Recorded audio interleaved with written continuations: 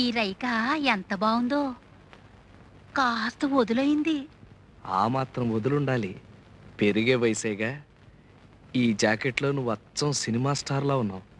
నిజమే, అంతా అంటున్నారు. ఇట్లాంటి జాకెట్ 4 కుట్టి పెట్టవు?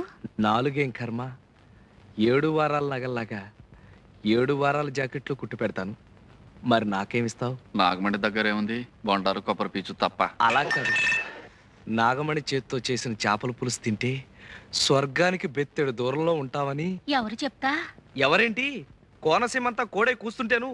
అంత మనసైతే రాత్రి భోజనానికి రండి మీరిద్దరు. ఇద్దరునా? ఎందుకు, నేను ఒక్కడే వస్తా.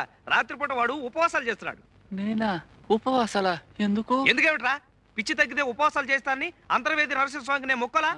నాగమణి నువ్వెళ్ళు, నేనొస్తా. రాకపోయావో? అబ్బే వస్తా. నాకు పిచ్చా?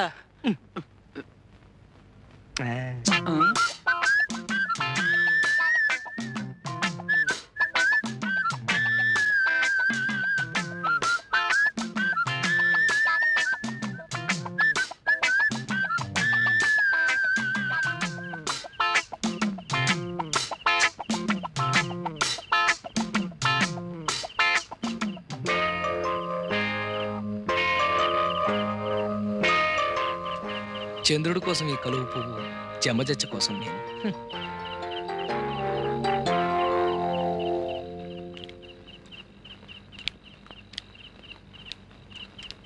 ఏది నోరు తెరు.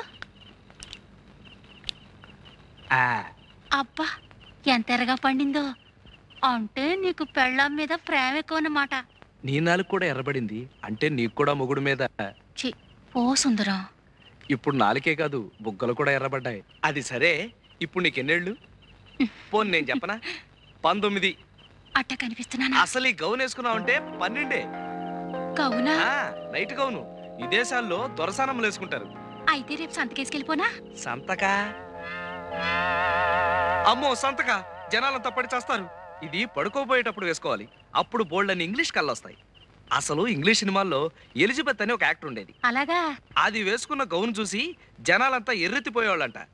అది యాక్ట్ చేసిన సినిమాలు ఏడాది కొద్దీ ఆడేసాయి. తనంత గొప్పదాని అవడానికి కారణం ఆ గౌనేనని అది కుట్టిన టైలర్ని పెళ్లి చేసుకుని తను ఎలిజబెత్ టైలర్ అయిపోయింది. సరిపోయిందో లేదో చూసుకో. పోనీ నన్ను తొడగమంటావా? సిగ్గు లేకపోతే సరి.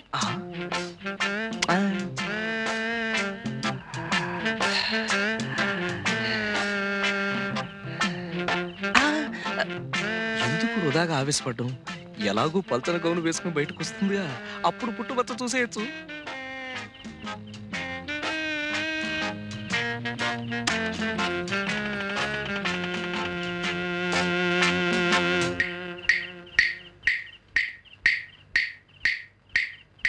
ఎలా ఉన్నాను? లోపలంగా వేసుకొచ్చావుగా, ఇంకా జమచచ్చేం కనిపిస్తుంది? అదే ఎలిజబెత్ లా మాత్రమేనో టైలర్ లా లేవని.